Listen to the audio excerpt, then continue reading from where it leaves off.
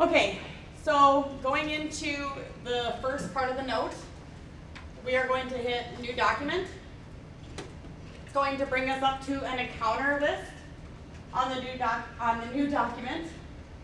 You're going to see several different types of visits. We're not going to be concerned with any of these visits, but if you hit the little down arrow, you're going to get a list of all your Chiro forms here. There's going to be the Chiro All forms, which is all the forms that we have built for Chiro. You're going to have your specific visit forms right now, which are the Chiro Auto, so this is for auto accidents and injuries. You're going to have your Chiro Concussion, so these are for your concussion patients that come in. Chiro Daily Visit is your daily visit, the initial visit. We have a Chiro Pediatric Evaluation. We have a Chiro Re-Evaluation. We have a Chiro Workers' Comp. And right now, you'll have to kind of ignore the universal visit. This is a workflow thing that we are testing for the EHR system. You guys are welcome to play with this. It kind of gives you a different option on how to do this. So what I want you guys to do is, for right now, we're going to select Chiro All Forms for this visit because I want to walk you through what each of the forms looks like. And then you're going to select OK. It might take a few minutes to load because this is a big one. Now, if you look off to the left side, you're going to see a huge list of forms. You're going to see the treatment plan, auto accident, HPI. You're going to see the ADLs 2 through 8, or 1 through 8. You're going to see an assessment. You're going to see objective, procedures management, recommendations, self-care. You're going to see subjective complaint. And then there's one also a 6 through 10, concussion history. And you're going to get down into your exam list. We have the cervical, lumbopelvic, thoracic. There's finger, hand, hip, knee, shoulder. You're going to have a general HPI form. There's an X-ray form. You're going to see your outcome measures there. Your history, a phone note, PHQs, your physical exams, review of systems, vital signs, and workman's comp. When you get into your specific visits, like the pediatric evaluation, you will have what is required for that evaluation only in there. So you won't see 200 forms, you'll see maybe 6 or 8. The universal visit right now, the way we have it set up is, like I said, a workflow thing.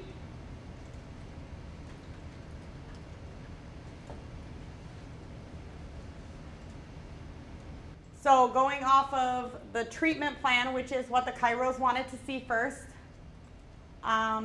treatment plan is an overview of the patient's previous visits and treatment goals and options. If we were to start on the treatment plan, we hit subjective complaint 1. This would be the treatment plan and goals and etc. for all of that. Auto accident, you've got several tabs here you can click on. It's going to give you a review of the whole entire auto accident injury. You would click on what buttons you need to. The Chiro ADLs is the activities of daily living. If you click on that, it's going to pull up the daily living activities. ADLs 1 through 5 are blank. So if it's something more specific to that patient, you would type it in the 1 through 5 that is not on the list. So if they tell you that they can't roller skate, obviously roller skating is probably not going to be on the everyday list of things. So you would probably put that under ADL 1. And then you would have your normal, difficult, so forth. Current grade, this would be like a 9 out of a 10, so forth. Same thing would be for number 2, 3, 4, 5, 6, and 7, and 8 are all the same. The assessment form, you would click on whatever their subjective complaint is. This would automatically pull. This is, like I said, a workflow thing. So when you are looking at the setup in the forms in the actual visits, the subjective complaint form is obviously going to be your first or second one because then that's going to pull those forms or that subjective complaint for the rest of the forms. You would do your assessment. There's the patient condition, treatment effectiveness, overall response, your objective and part. Objective findings, if you click on them, they're going to give you your buttons. You would select what you need to do on those. Again, your extra spinal kind of thing. Procedures management. This is your billing screen. In each one of your visits, you will have a procedures management form. This is what pays you guys, so it's pretty imperative that this gets done. If you look at the form, it has the spinal, has an extra spinal. It's got your modalities, active care, and then your fee ticket basically is your office visits. Okay? Your recommendations. It's got your nutrition and herbal. If you clicked add, it's going to take you to your screen. Lifestyle management and follow-up.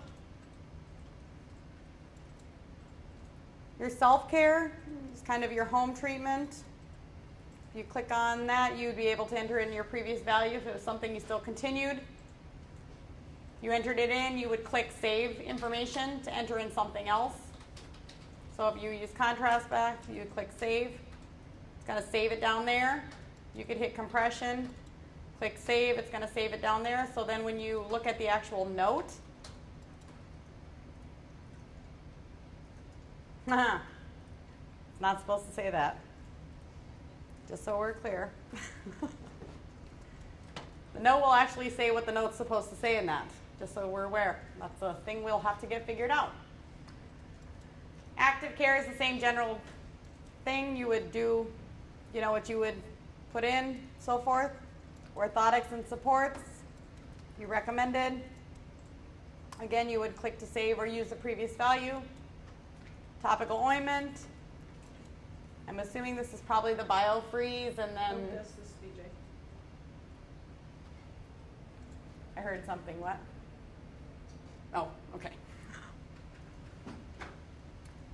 Subjective complaint 1 through 5. This is if your patients have 5 complaints, which I'm sure some of them may, but majority maybe have 1 or 2. I don't see us using the 6 through 10 form very often. So this would probably be one of your first couple of forms. You would hit the subjective complaint. You could hit the previous values, if there was any. It's going to give you your pain scale, quality, movement strength. 6 through 10 is basically the same as the 1 through 5. Concussion history, that would be in your concussion visit. Your exams are pretty specific.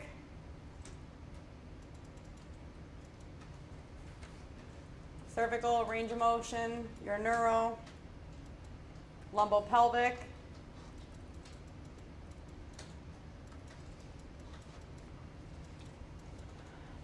Scroll down a little, we have the keel. This is an outcome measure. It does automatically add. So if you selected certain things, it will pull those numbers down here. The low back, you would do that accordingly. There is more on this side, so make sure you check your forms. Neck disability, same thing.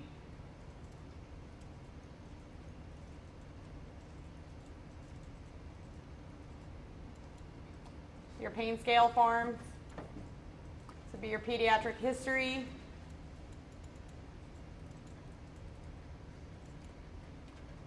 Again, this would be your phone note if you had that. Hello, Mr. Stark. This is your PHQ, your patient health questionnaire. Your review of systems. Your vital signs, which these will transfer to the flow sheet that we had talked about. And then you have your workman's comp forms as needed.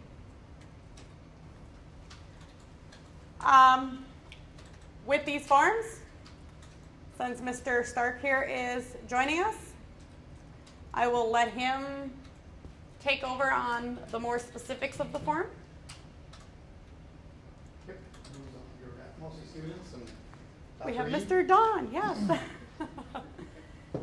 All right, so where are we? Are we in new patient? No, I Office visit. actually just did a Chiro all forms, just to kind of give them a quick see. overview of the forms. Yeah. So you can actually end your update if you want. You can go to whole document, and you can go ahead and pull up a new one if you want, and walk them through a form. Okay, so do they know about encounters? We did kind of go through a little bit. I didn't go touch base on all that. Okay. I left some of that for you. If that's your thing. Okay, and they know how to navigate, how to get to these screens? Mm-hmm. Yep, Cool. they sure do. It's on. It is on. Alrighty, so I see, I was just walking up and down the aisle here. I see a lot of you playing with the forms, and that's really what you need to do to orient yourself, and then just practice running patients through these forms, pending on the encounter type. And so I think from a navigation perspective, being able to get to this screen and know where to find a patient, right, and select your patient, and then once you've identified your patient, then click on a new document. So if it's a brand new patient, for example, that's coming into your clinical environment, this list of encounter types seems arduous. This whole bloody thing seems really crazy busy, right? But honestly, once you, thanks for the nodding of confirmation. But once you've gone through it a few times, right, 40, 50, 60 times, just kidding. Honestly, half a dozen times, it'll seem very familiar to you, and you'll be able to immediately see past some of these encounter types and some of the form types that you'll probably never use or rarely use. It just seems like a lot of clicking. Yeah. More so than back charts. More so than back chart, yeah.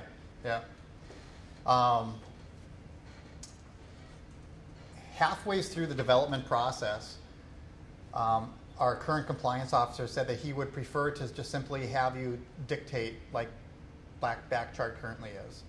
Either type or dictate into the system for better compliance. And on the other end, we were being consulted that there should be little dictation, because the more clicking and check boxes and radio buttons we have, the easier we can search for certain items. So from a research institution perspective, we'll be able to glean information in an easier manner as compared to looking for keywords and text, and not really know what we're getting when we're just gleaning for keywords and text. So with all the clicking, there's one advantage to that, especially with a research institution. But again, with all the clicking, you don't have to click on everything that's on the page. And you're gonna have your particular flow and process down after a few times through it and know where everything is, and it'll be a lot faster. Does that give you any hope? If you wanted to, you could quickly show them the universal visit that we have set up here, which is kind of more of a workflow. If they, Is it down here? Yeah, it's under I never get a shot. Chiro universal visit. It's right under the top, right there. Okay. So if you click on that, Yeah, because it just seems like that's, your yeah. patient visit, it's going to take a little longer clicking than. Yeah. So if you, The initial objective when we were working on this was to have a new patient fully input into the system in less than 10 minutes and a return visit in a minute. And we haven't necessarily tested that. Right now it's going to be much longer than a minute to get through it. But once we go to the simple daily visit, there's probably, on average, you're probably going to be going through 4 forms and probably clicking a few clicks on each form. Because honestly, a lot of it should carry forward. All of last visit's information should carry over to the current visit. So if your patient was had a pain intensity on Monday of an 8 out of 10, and you're seeing that patient on Wednesday, all that information gets carried over to Wednesday's visit, so that you just have to change a few things based upon how their changes have occurred. and this is kind of a workflow thing like I was kind of telling you, we did a universal visit just to see how the workflow would go. This, if you look at it, kind of simplifies a workflow for, say, a new patient. We just haven't, there's no specific forms in here for like initial visit or concussion visit or anything like that. So if you were to look, I mean, this basically from start to finish is your whole entire visit right there. I mean, you're looking at the treatment plan, which is how the chiros wanted it to begin with, which is to review their previous visit, their goals, things like that. Your next thing would be your vital signs, which is what you're going to be entering in, which is what you do now for back chart. You have your family and social history, which technically, if you clicked on that, you can click on it. Should take you to the form. I don't know why it's locked in by another user, but okay. You would only have to select those once, because once that's done, you're pretty much, you don't have to do it again for that particular person. Nothing would really change on that unless, you know, their grandma passed away recently or they say anything. The HPI is the general health, you know, questionnaire. So it kind of gives you an overview of everything. So you would only have to select what you needed to do on those specific forms.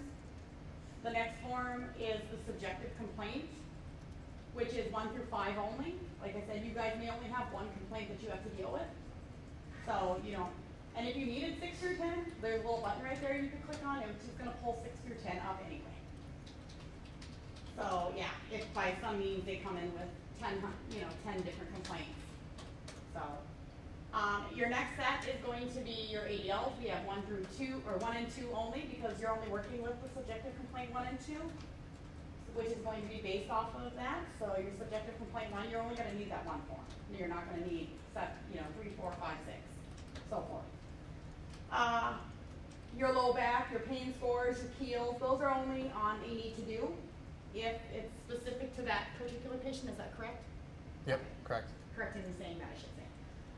So if they're only here, if they're only doing the low back, then you would only have to do the low back. You wouldn't have to do the heel or those kind of forms. You could just skip through them. The review of systems, that's pretty much, I think, has to be done on a general overview every time. Again, we have, I think this one you cannot pull forward, the previous ones. Okay. The muscle findings, this is going to be during your exams. If you needed them specifically, you would just go to whichever form you needed in that, there's findings 1, or muscle findings, findings 2, and findings 3. And let me comment on this. These muscle finding forms are very, very detailed. So if you have a practice that's very strong in myofascial lesions and you want this type of detail, I would use these forms. But otherwise, in your standard objective forms, there are text boxes that at any point in time you can really abbreviate this information. Right? So again, just because all these forms are here doesn't necessarily mean you're going to use them all the time. So the objective and part, that is your 10 ways of saying 10 different things accordingly. You don't have to do all 10 of them, I don't think, do you? No, and we've kind of forgotten that whole 10 ways of saying the same thing 10 different ways. It's ridiculous. It honestly is. And that does not include this. Do you know what I mean by that? Like T2 is right rotated. How many ways can you say T2 is right rotated just to have variety in your documents, right? And there's some EHRs out there that have the variety. We were counseled initially saying that we need to be able to say that 10 different ways, or SLR is positive on the right-hand side at 30 degrees, period. Why do we need to be able to identify that 3 or 10 different ways in notes so it doesn't so Wednesday's notes don't sound like Monday's notes? Who cares? I would probably literally dictate it the same way time after time. And so we did not spend the time and money and energy to draft these outcomes 10 different ways. The parts, however, you know very well what PART stands for. I sure hope you do if you're in this room.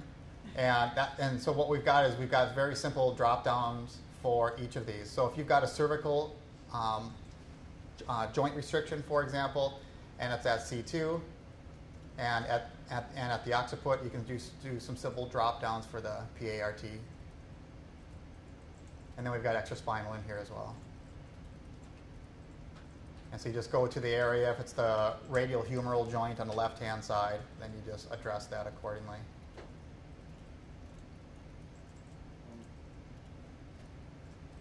All right, so we've got spine. This should have been changed already, but this should say spine and not objective findings, this tab. And this will say extraspinal. So that's pretty simple. Again, your subjective complaint, when you put the subjective complaint in the initial form at the very top, if you were to hit SC1, that should pull in that subjective complaint form. So then you're not retyping it for that reason. Yeah. And then your diagnosis also will pull from the problems list that we went over at the very beginning.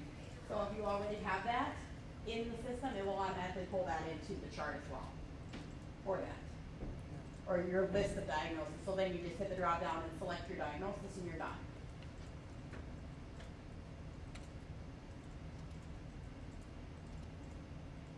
So we have patient condition. And so from your assessment or your clinical opinion, right? Your clinical opinion can be identified by clicking on some buttons here. There's always text boxes, right? Everywhere you go. This light on this LCD is horrible. Mm-hmm. Sorry, I can't even see the screen on where the text boxes are. It's right there. Okay, that's what I should be doing. Yeah, I do it too. All right. So we've got text boxes everywhere, right? And if you do need to qualify certain items, you can easily do that. So we've got the patient condition, and as Stephanie said, SC1, subjective complaint 1, will automatically auto-populate here, so you don't have to retype that in all the time. That's called the Feiner rule, by the way. Everybody knows Dr. Feiner, right? We've named something after him. And then the treatment effectiveness, same thing. How effective was the treatment for subjective complaint 1? Again, that'll auto-populate right here. And we can identify on a scale of 0 to 100 how much improvement was there. So it's basically a percentage scale, right? What percentage improvement did you identify for your pain, range of motion, strength? You might not, again, fill out all of these items, but probably just simply the key items that were noted in the initial examination. And then we've got a tab for overall response as well. Overall, how did the patient respond? And the nice thing is, if you look there, you have the yellow action buttons is what they call them. When you click on these action buttons, it will pull the previous value from the previous ADL in. So if it's something you don't want to retype the whole thing, you hit the previous, you go in, you do your little edits, you hit save, you're done. So that will also help in downsizing your time frames. Now the self-care prescription. With self-care, we have home treatment, active care, orthotics and supports, and topical ointment.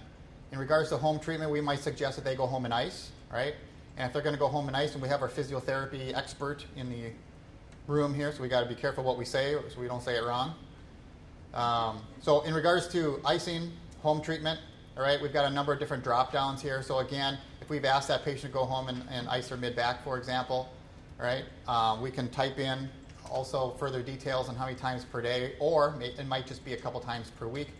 And then the amount of minutes, right? We'll say 12 minutes. I'll split the difference between what literature says, 10 or 15 minutes. 12.5, yeah. And so we have a number of home treatments here. If there's an additional home treatment that you're recommending, other than active care, we'll get to that here in a bit, you can always, again, go down to the text box and draft that in there. In regards to active care consists of behavior changes, right? Improving functional range or stretching would fall under that category. Co-contraction, for any of you that have sat through any of my lectures on rehabilitation, you know co-contraction is a very important component of early physical rehabilitation. If you're just trying to improve proprioception, maybe we got grandma and grandpa in the office and there's some proprioceptive deficits. We can click on that radio button and a number of things will come up. We'll talk about that here in a bit. If we want to work on stability, aerobic capacity, muscular endurance, strength, power. So basically, we've gone from least invasive and very commonly prescribed active care exercises at the top to probably less prescribed active care items on the bottom, right? So mostly your athletes, your higher performing patients are going to be down here, and probably your grandmas and grandpas, and early rehabilitation after an injury is going to be noted up on top. Does that kind of make sense? So if we are looking at proprioception, we click on proprioception, The proprioception mode pops up here, and if you go to a drop-down window, there's a number of items here noted to help you pick what might help with proprioception, right? And if there's something else that you would prefer that's not in this drop-down, and let us know, for one. And if we continually hear it, then we'll add it. You can What- type it in there too, can't you? Yeah, we can go other, yep. And then we can add that down in the text box. Can you type it into the proprioception mode instead of hitting other? Can you just type it in? Proprioception mode. No, I don't know. Well, I guess you can. Okay, that's what I thought. Okay, cool. So you can type in another item if you have it, but we would like to hear, if there's something on this drop-down that we hear repeatedly, we're going to want to add that. So for active care, again, what are we training? We're probably training the thoracolumbar junction, for example. Frequency of care, right? Number of times per day, number of times per week, times per month. And then we can certainly write more information in these text boxes. For duration, there's a number of items that we want to consider for rehabilitation, right? There's the mode, and the mode is going to be this, the proprioception or the exercise itself, frequency, duration, and intensity. We want to include all four of those components with all of our therapeutic exercises. And so duration is the amount of time you're putting in for each exercise. And the intensity, mild, moderate, or significant. So how intense are they training? You can also identify it as what level of fatigue you're asking your patient to perform that exercise, right? Oftentimes I live kind of right around that mild to moderate recommendation, all right? It's only my athletes or my patients that are nearly out of rehab is when I'm reaching a significant fatigue level. We can also identify intensity by identifying the pounds and how many sets they're performing, right? If you're living in Canada, you come from the Commonwealth, you can use kilograms. Percent of maximum ability. So if we know they have a particular maximum lift, for example, we can recommend some sort of maximum ability. Again, we don't have to fill out all of these components. And so each of these little categories have their own mode, frequency, duration, and intensity. And each of these expected improvements or outcomes should pop up different types of modes to help train those areas. Let's see. So orthotics and supports. So we have cervical pillows and cervical orthotic. Cervical orthotic. Dr. E, it's a cervical orthotic. I have no idea. I was wondering, you didn't have orthotics for feet, but you had one for the neck, so. Must be laying You know, I think it's probably just supposed to be orthotics. Yeah. It's funny how you make suggestions to make changes, and then weeks later, you're not sure if it ever was done or not. So, let's see, posture right, Denerol, I don't know what that is. So this must have been put in, this form must have been developed by somebody else. We used to have product names in here as well, such as rock tape and foot levelers, and we decided to pull out the names. So if you do prefer foot levelers, for example, under other, right, you can certainly write foot levelers in here and identify what orthotic you're suggesting. And same thing with topical ointments. We had BioFreeze and other products in here, but we thought it would be best just to leave brand names out for the time being. That's what I did when I clicked on topical. I said, there used to be BioFreeze and all that. Yeah. Yeah. So that's, Every month the forms are changing a little bit, but I know. hopefully for the better. Okay, and then for recommendations, what types of recommendations you're making for the patient? It seems like a lot of the self-care stuff would actually fall under your recommendations, but there are some other components that we want to consider, particularly like returning them back to sport or returning them back to work. That's what this basically means. If there's other nutritional recommendations, you can suggest it here. There's actually a fair list of nutritional supplements and herbal supplements thanks to our AOM program. It's quite elaborate, and I don't think it's linked. It's not. And then if you're suggesting any lifestyle changes, please wear your seatbelt, please. Make sure your guns aren't loaded in the house. Quit smoking, things like that. Maybe cut back down on caffeine as it states here, increase vegetables. And just clicking on increase of fruits, for example, as we did here, really doesn't quantify much, does it? So again, we've got text box that are pretty handy to help you identify specifically what you're suggesting to your patients. Here we have foot orthotics, Dr. E. So some DMEs, durable medical equipment. There's an opportunity to post it here or post it in the earlier form that we were noting. You don't have to post it in both places. All right, so the procedures form is really important. This is a form that if you want to get paid, or if you want the doctor that you're working for to get paid, this is a form that you absolutely have to open. All right, and so here we have the spinal tabs at the top, or the tabs at the top for spinal, extraspinal modalities, active care, and fee tick. They put it all in one form now. They did. That's awesome. I don't like how they have the fee ticket up there because that makes me think of the fee ticket we're using now. It's got everything on it. Yeah. I honestly think they should probably change that to office Over management here. because that's all the office visits. I haven't seen that. And I wouldn't title it fee ticket. That's my point. Yeah. Okay, yeah. It confuses me because when I see fee ticket, I think of all of it. Yeah. Like what we have now. So this probably should be an exam. This should be an exam tab, and this tab should be moved over here. Yeah. Because the exams we're going to do that first, Your most level likely. ones and twos. Yeah.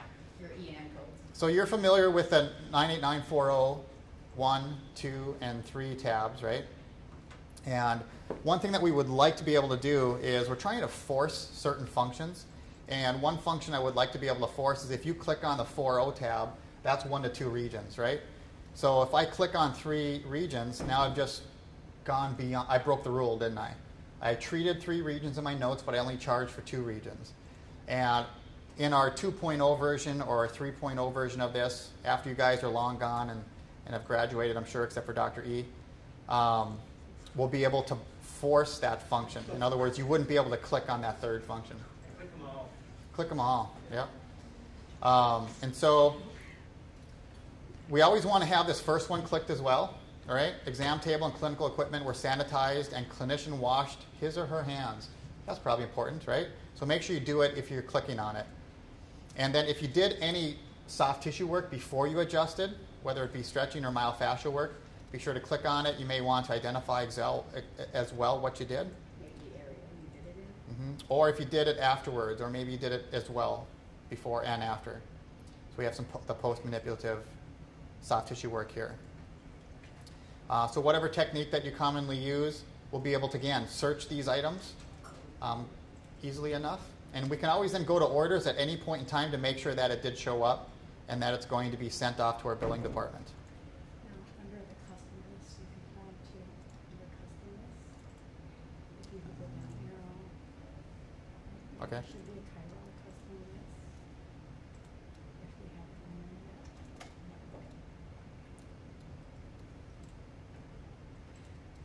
There will be a Chiro list because like if you What's that click gonna do? acupuncture, it'll say Chiro codes. So if they click on it, it'll have a list. So if you clicked on acupuncture codes, it'll pull up all the acupuncture codes like that. Chiro will have a list like that as well. Oh, okay. So then, So like a cheat sheet that you can click on these and add them Yeah. easier? Okay. So Stephanie's saying that in this custom list, under orders, under the custom list, there'll be a drop down. And we see acupuncture codes right here. We're going to see Chiro codes. So if you click on that, like we're clicking on acupuncture codes, you're going to see a cheat sheet of commonly used codes. So that'll be pretty handy. Very And good. you'll be able to select it and it'll pull up there too. This is where you're also going to want to link your diagnosis. So when you're in that orders menu, you would link your diagnosis, which is there. So if you were to click on that diagnosis and hit the arrow, it would pull that diagnosis to that arrow, to that CPT code. So if at any time you are doing it and your CPT codes are at the bottom and it's a Medicare related patient, you would all you would have to do is go to reorder. So you would select the diagnosis, go over to reorder, which is right next to remove. And it would reorder those diagnoses in the area, the order that you would need to. It would bring that to the top and so Oh. forth. Yeah, and Right? do you understand what Stephanie's saying with Medicare, right? We need the subluxation codes first, as 739.1, et cetera, codes to be noted first. So this code in Medicare would be kicked out. You wouldn't get paid for it. This very first code has to be a 739.1, 2, or 3, right? And that goes back to the very beginning when we were talking about the patient banner and the insurance. with it being able to see that you're a Medicare patient, so you would automatically know right off the bat that those codes have to be first. So as we go back through extraspinal, let's say that this patient also had plantar fasciitis, right? And so we do a diversified treatment there. And so now we've got an extraspinal code and a spinal code. Here we have a spinal code, so we would need that plantar fasciosis code right here as well. So that's when we would tie, right, these together. If for some reason you are doing codes and your patient has the neck pain code but does not have the plantar fasciitis, if you click down underneath, there's that new button. You have to close out of that real quick. You hit new and click OK. Click OK. Oh, it's not going to let you do it now because there's somebody in it. But what you would do is you would go to new and then you would type in plantar fasciitis and it will pull up all those diagnosis codes like we did with the problem. And you can add it there at that time. So if you're not sure and you don't want to add a diagnosis quite yet until you see the patient, you can always add your diagnosis at the end of the visit in the procedures management. And if you don't align your diagnoses with the right CPT codes, the insurance company is going to kick it out as well. If you're charging a spinal adjustment code for a foot issue, they're probably going to kick it out. Cool. So here, again, on this procedures management form, right, this is, again, a pretty important form. You're going to go into this every single time you treat a patient. So we have, again, our spinal tab, our extraspinal tab, which was the 4-3. No, what was it? 4-3. Yep. And then modalities. So we have a whole list of modalities noted here. So if we're doing modality on this patient's neck complaint, we click on cervical because that's where we're going to provide the therapy. And we have a whole list of items that pop up here. Now, again, it seems really overwhelming, but if you once you've looked at this a few times, you'll see that EMS is right here if that's the therapy that you provided, all right? And you set it to patient's tolerance. You type in the other information that you need. And then you would have to select down on the bottom here, the Yep. EMS attendant. Okay. What's that, Doc? Yeah, see if yours types in. Say that again? I got a noisy... Try typing it in. It doesn't seem the type boxes don't work. Yours works, mine doesn't. Okay. I got the defective one. The real important component, now this information right here is important for your notes so that if another provider is taking over for your patient, they know exactly what type of therapy provided and the quantity, right? But for billing, it's these tabs down here, all right? And so you need to click on that tab, and now that tab, that charge for attended EMS now went to your orders. And again, you can go to your orders and see that it popped up right here. And so again, we would tie your diagnosis with your CPT code. Let's see, what else? That's pretty much the overview.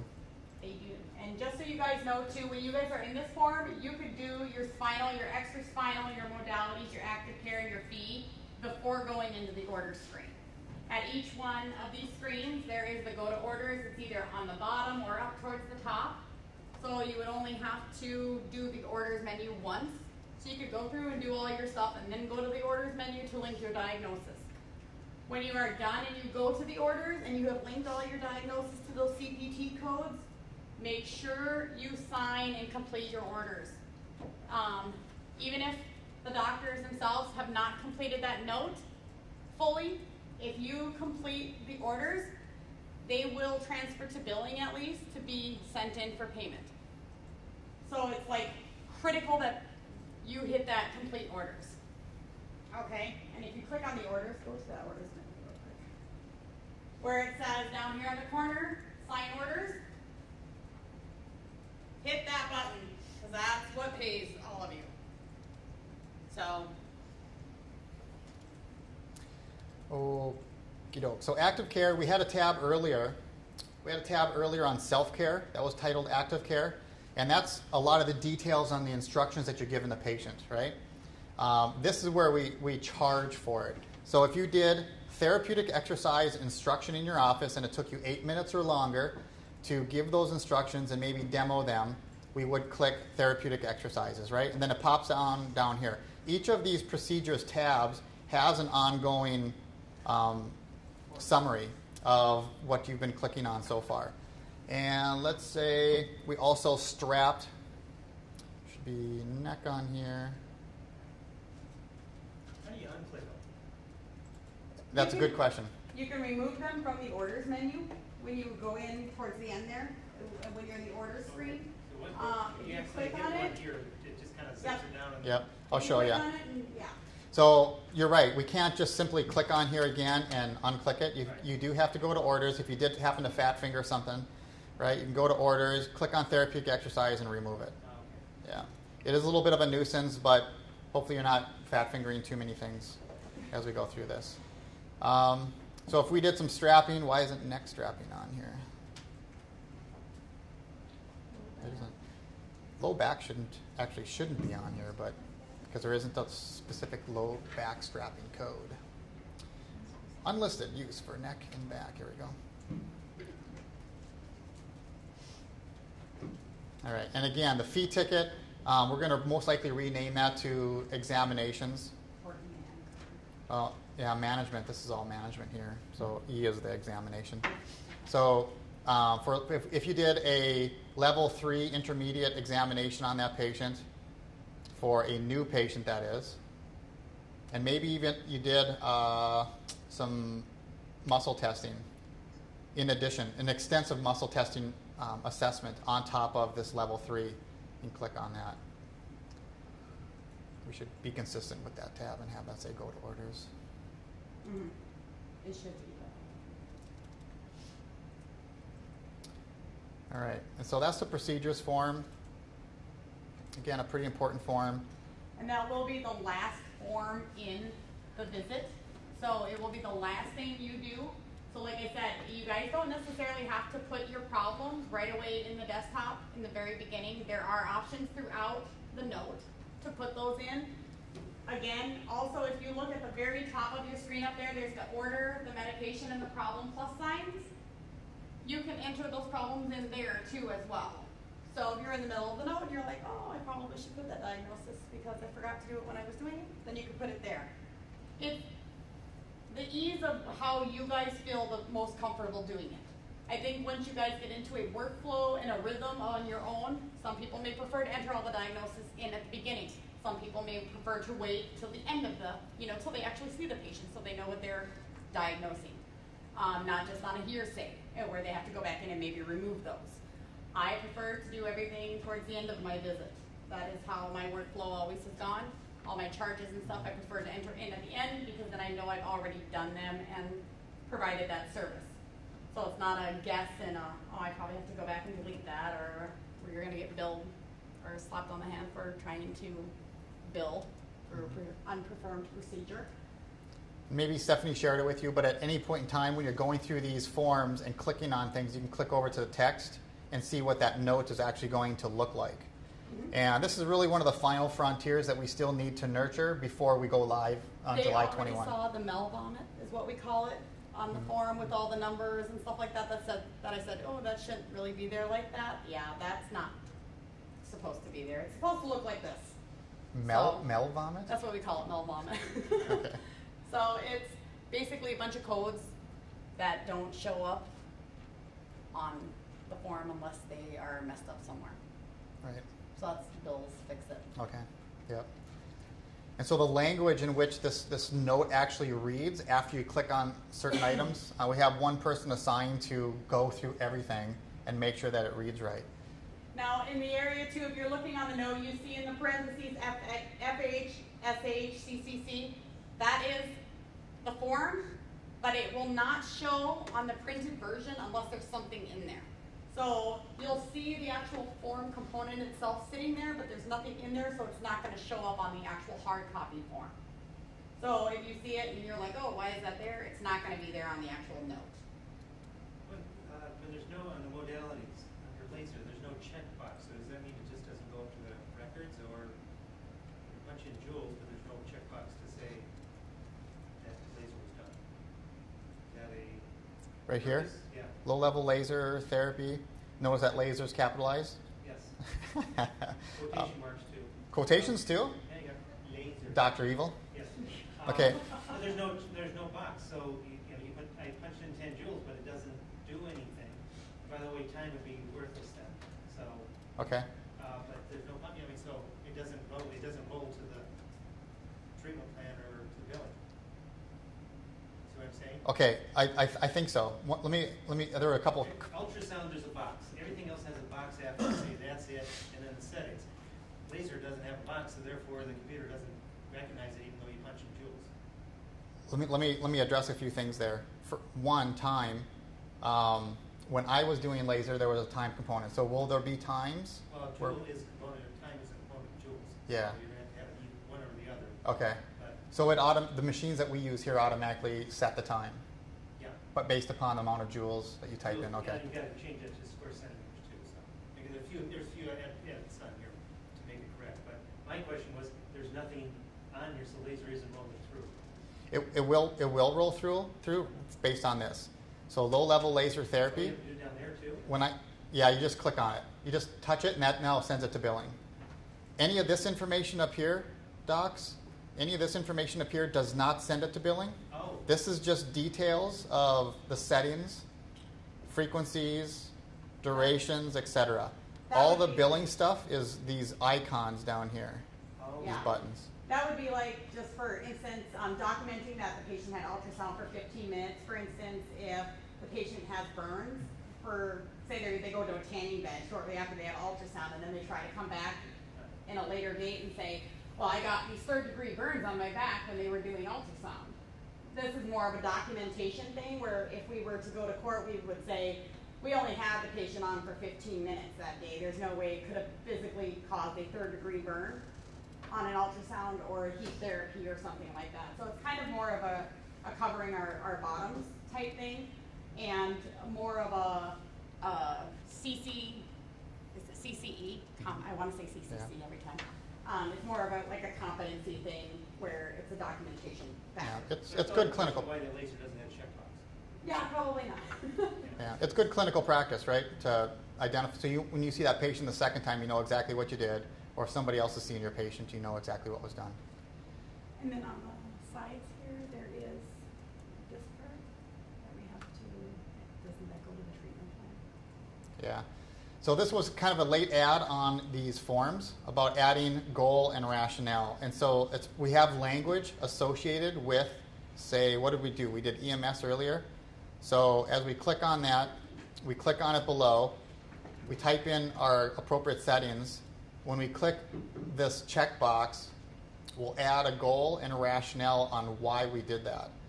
And honestly, I think we should have, as soon as we click on this checkbox, this should be automatic. I think that's an easy programming thing for Bill to do. Yeah, you'd have to because it's just it's another click, and it's obvious that we would want to add our goals and rationale for everything that we do. It should pull to the treatment plan. Yeah, so a lot of this information, so the very first form that we look at is this treatment plan. All right, this is a form that you're going to look at and should look at on every patient when they return for continued care, so you know what you're seeing them for, right, based upon their subjective complaints, and then what type of treatment plan you establish for them. It's all real clinical care 101. And a lot of the information that we were typing in throughout this form should pull in over here ideally. Not sure if it's going to happen as 1.0 version or not, but that's the objective. So outside provider information, I don't know if that's pulling in from anywhere. We might have to actually type that in. The diagnoses will pull in. There'll be a counter. Yeah, there'll be a counter on how many visits you've seen this patient. So like with Chiro-care, you might be approved for 8 visits. And so it should count for you the number of patient visits you've had for that individual. I don't know, did you go through treatment plan? No, I didn't. I kind of glazed over the forms just so they had a kind of an idea of what they look like. So. No, that would pull, click view previous, but that should pull up the previous one, but we don't have one. Yeah. So when you've seen a patient, you've been treating them for years, right? And they've come in now for their 5th different type of new injury, and maybe it's their third injury to their low back. You can reflect back to a previous treatment plan of their low back, and it should all then pop up when we click on this on what you did for that individual for that earlier injury. And as we know, as we treat a patient, days into it, weeks into it, the treatment plan always changes, right? We're going from ice, cryotherapy to heat therapy at some point in time, most likely. We might decide to go from microcurrent to laser for whatever reason. And whenever you make those changes, you need to identify why you made those changes, what was the clinical decision-making process behind it. And so that'll show up in the current treatment plan. But if you ever want to reflect back, rationale for plan revision. So if you are making any revisions, you have to rationalize it. So, but you can always reflect back to prior treatments by clicking on these buttons that reflect you back. The treatment plan, the initial treatment plan, will be in the initial visit. So when the patient first comes in, this is where you will set up the initial treatment plan. So then when they come back for their second or third visit, then you would be able to hit view previous treatment plan. And then that will pull up that initial visit or from the visit before that or so forth. So your initial treatment plan will always be set up on your initial visit.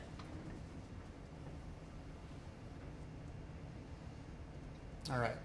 So we haven't gone through account encounters yet, right? No, we have not. Before, this is the universal flow. cool. Before we move on to talk about the encounters, have they been going nonstop since 1? No, we took a break. Okay. Right before you got here, actually. Okay, good. Some of us were doing the potty dance. Yeah. But however, you could show them how to add forms if they were just in this initial visit right here. If they just wanted, if they preferred to be in this setting consistently, you have the option to add just specific forms. So Yep. they could. So if you're going to always utilize the universal form, and there are some other forms that we can utilize. Is it under Northwestern? Yeah. Because there used to be a Chiro tab, wasn't there? Yeah, it's still under there. If you go to Form Dev, and hit chiropractic, and then hit search. So these are all the forms, many of them that we built from the ground up. And let's say you've got a patient that has some complications to vitals. For example, we can do more extended vitals and bring that form over by just simply... That's actually up at the very top up there where it says vitals. Oh, it is already up Yep. there. All right. So which one's not? Like review of systems? Is that in here? Review of systems is in It's there. It's complete. Yep. The only Ready- things that I are don't know. not specifically in here are such things as your physical exam. So any of your exams that you would do if you had to go up. Again, we have all of the outcome measures. So if you had to do a physical exam form, if you needed to select more than one form, if you just needed one form, say you're doing an exam on the hip, you want to go to the hip exam, you want to pull that forward, click on hip exam, hit add, and be done. If you want to do 3 forms, you would select your first form, you would hit your control button and select your remaining forms, and then hit OK, and it will pull all those remaining forms in. You have the option to do that. So if you wanted to, if you're doing a pediatric patient, you would, and you wanted to use the universal note like this, you would select your universal note, and then when you got to pediatric history, you would pull that in the form under pediatric history. When you pull these in, they will always go to the very bottom of the list. So keep in mind that. So we tried to do a workflow where if you are in the HPI part of it, and you are doing a pediatric history, you can hit add, go into hit pediatric history, and it should pop it up underneath the HPI. That is the hope, how we're gonna try to get that set up on the workflow with that. It should. If it doesn't, they are always, okay, so he was in the treatment plan, he pulled a P. So where it falls right now is where it will fall at the moment. So like I said, we're gonna try to combine it where it falls accordingly into the grouping. So if you are one that prefers just to use the universal visit all the time and pull your forms as needed, you're welcome to do that. Again, it's like I said, it's a preference thing. Otherwise, we will eventually have this workflow system with the actual visit encounter. So you will have this, and the pediatric form will be in the pediatric evaluation visit. So then you could select your encounter, pediatric eval, click that, and all those forms will be in there accordingly. Your pediatric visit, obviously, you're probably not going to have outcome measures. because I don't think pediatrics uses the outcome measures. So those outcome forms will not be in that pediatric visit. It will be specific to what those forms are needed. Your daily visit, again, you will have all of this with whatever your daily visit requirement forms are. But it will follow in this kind of workflow, so from start to finish, it should take 5 to 7 minutes. They wanted to try to do, again, like somebody said, there's a whole lot of clicks. From a workflow perspective on a nursing side, when I saw this, I did not believe in any shape, way, or form, and Mr. Stark agreed with me, that this was going to be a 5-minute note. It took us 5 minutes to go through one form.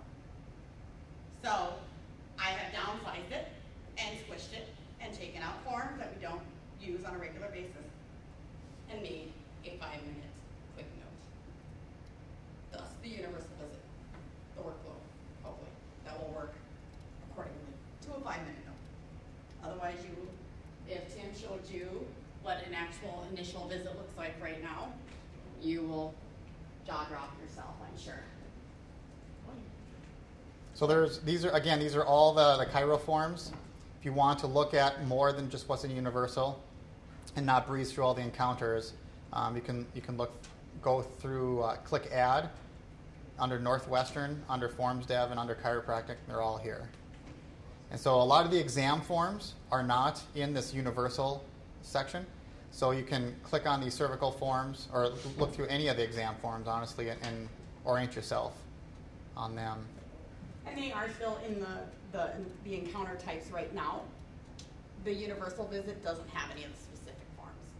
But if they wanted to go in, so if you ended this one and went into like an initial visit, showed them what that looks like now. So we want to do initial visit? Yeah. Hit whole document. So these are the encounter types for Chiro. And we go into, and we'll look at the different types of Chiro encounters here first. So we have Chiro auto. It's an auto case. If it's a concussion case, we have a lot of details in regards to mechanism of injury and asking questions specific to concussions, signs, and symptoms. Your daily visit, your initial visit, which is what we're going to be looking at here in just a bit. If it's a child, right, we have a pediatric, if we have an evaluation that's specific to pediatrics. If it's a reevaluation, the patient's been seeing you for 30 days and you think it's time to do a reevaluation, you can click on this. It's very similar to what the initial visit is, minus maybe 1 or 2 forms. The universal visit is new. Stephanie just put that one in there. Workers' comp, it asks questions about your workplace and the mechanism of injury again. So those are mostly all the Chiro ones. So if we go to the initial visit,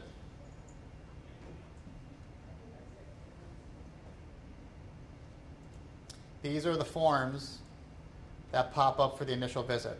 Again, it looks crazy long, but you see that there's exam forms in here now that were in the long list that we noted earlier. And of course, if a patient's coming in with a neck complaint, you're probably not going to do a finger exam. So there's a lot of forms in here that you will not have to open. So the treatment plan, if it's a new visit, you're not going to open up the treatment plan right away, right? It doesn't make sense to do that because you haven't filled out anything yet. The treatment plan's not completed. Yeah. Workflow-wise, on an initial visit, the treatment plan will be, again, at the bottom towards the end, because that will be probably the last thing you do with the patient, is set up a treatment plan before you do your order screen. So, like I said, workflow-wise, if you guys are looking at this going, well, I'm not going to do that at the beginning of the visit, I'm going to do that more towards the end. We are in the process of addressing those issues as to when most of this takes place. So when you see it here now, this is not a changed visit yet. So when you guys actually go live and you guys look at the initial visit, you guys are going to be like, yes, somebody got it right. Okay? So don't panic about where they are right now. Also with workflow, we may have MAs or CAs up front taking every new patient back and doing some of this early intervention, such as doing your vitals and completing this document and family social history and completing that information before you as the provider sees them. There's other outcome forms here as well that could be completed up front. The MAs and the Yep. assistants we're working, if we get some, hopefully. Yeah. A majority of the all the problems will be entered in the problem list. All the medications will be in the medication list. All the allergies will be taken care of on the desktop. Your family social history will be done. Your outcome measures will be entered already, so you should be able to just click on the form and view the outcome measures already entered in. And even the initial subjective complaint form will possibly be completed depending on the skill level and licensure, obviously, because front desk obviously can't enter in subjective complaints. Yeah. And many of the other forms we've already gone through. We've gone through quickly the subjective complaint form, right? And if there's more than 5, there's a whole separate form right here, or you can just click on this button. Yeah, the subjective 6 through 10 won't be on that list, so you won't have to worry about that one because you can hit the button and it'll pull it right in underneath where it is now. And HPI, we looked through that briefly in the ADLs. What I do want to run you through quickly is an exam form because we haven't looked at one of them yet. So let's take a look at the exam for cervical spine. And it's based on a flow of Hippie-Ronells. And I understand, I'm not 100% sure that that's being taught, Hippie-Ronells, but it's a very similar flow to what you are being taught, where we start off with inspection, right? So history, vitals are first, and we've done those already. Then we have inspection. So we have a number of different items that we can click on here. And then palpation and percussion are next in regards to the Hippie-Ronells flow. And in regards to osseous tenderness, you can click on where the osseous tenderness is within the cervical spine. Of course, palpation of the thyroid and lymph nodes as well. If they are normal, you just click on the normal button. Otherwise, you can identify whether there's any that are enlarged or tender. So percussion and instrumentation. So in regards to instrumentation, we have auscultation. So if you would auscultate the cervical spine, you may be looking for carotid bruits, for example. So percussion is noted here, we mentioned that. And then range of motion. And as we commonly see in practice, you'll have a patient come in with a neck complaint, and their range of motion might be normal. So instead of writing all the normal numbers in there, we've tried as much as we can to put in normal buttons throughout the examination.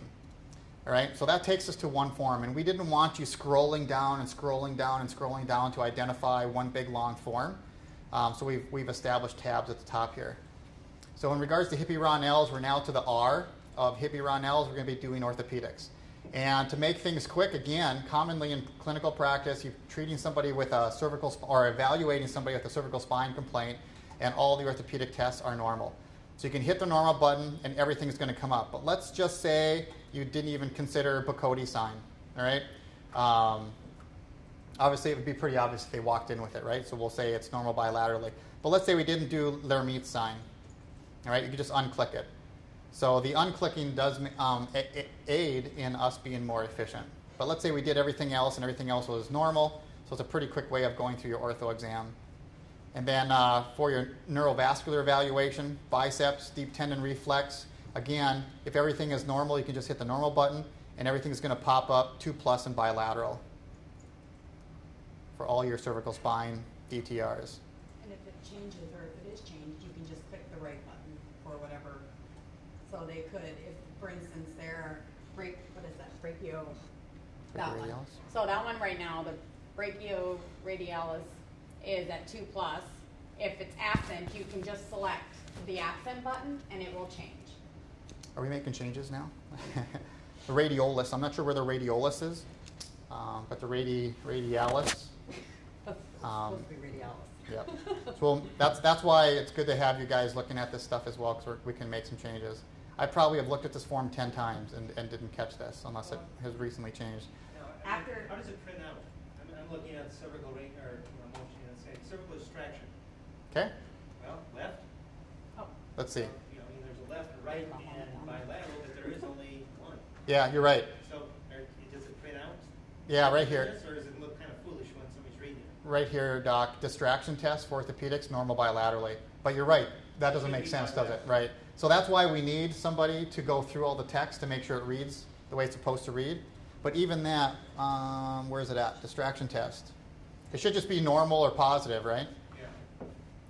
Yeah. So depending on where we are with our list of changes that we have to make, some of them are critical for function, critical for function, meaning we've got to get it done before go live. This one we could probably limp by with, right? And that's where we are right now in this phase of launching this in July 21. So this is something that would be on the list to change. That's great. Good pickup. And just so you guys know, if you guys are doing these forms and playing with them and practicing, and you notice something that doesn't look right, please shoot Tim an email and let him know, hey, I was on this form and I was in this part of it, and this, and this didn't come up, or it didn't show in my note like it was supposed to, or whatever.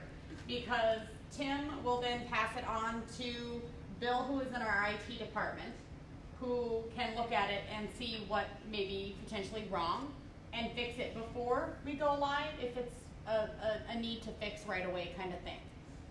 So this normal button, I had asked for this to be fixed a while ago, just so you know that when we hit the normal DTR, grip strength shouldn't be on here, right? There shouldn't be any number here at all when we hit the normal button, and that'll most likely be fixed. It's a programming thing.